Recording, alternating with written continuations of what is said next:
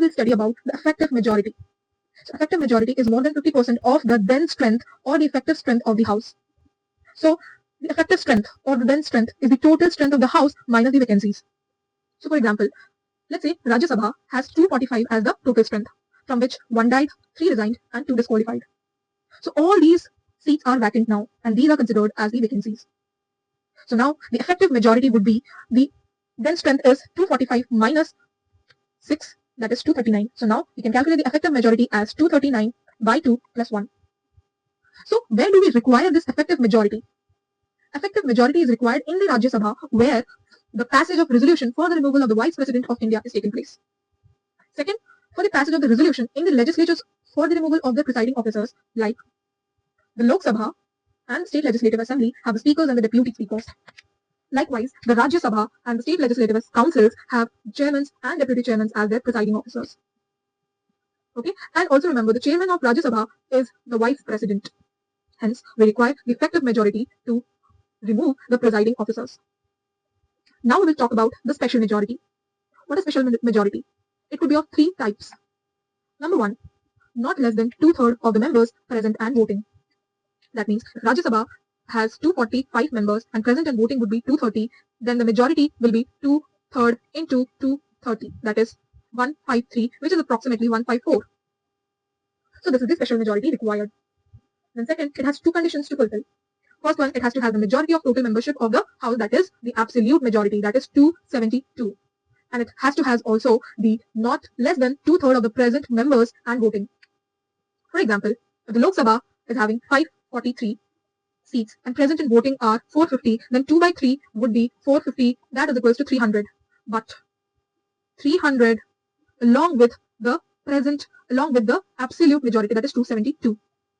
Okay, from this 300, if 298 votes favor the bill, then again 272 has to be the absolute majority, which is required also. Now, this kind of special majority is required under 368 for the passage of constitutional amendment bill in the Houses of Parliament. Then, for the passage of resolution in the Houses of Parliament for the removal of the judges of Supreme Court, High Court, Comptroller Auditor General, Chief Election Commissioner, State Election Commissioners. And then this kind of special majority is also required in a state's legislative assembly for the passage of the resolution requesting the parliament to create a legislative council for the state or to abolish an existing one.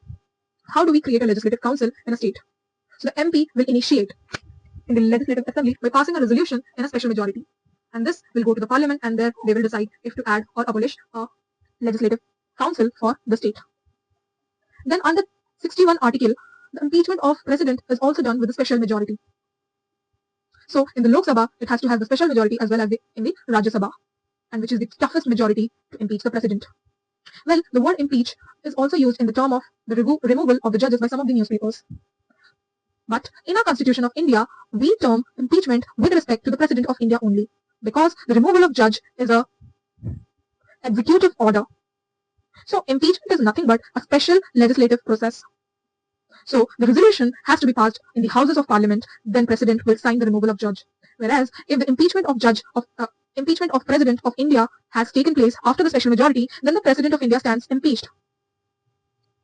Now we are going to discuss about the salient features of Indian Constitution. So before that, we are going to discuss about a written constitution and unwritten constitution. So in a written constitution, the provisions of which are codified systematically arranged in a single document, like Indian Constitution, US Constitution, French Constitution.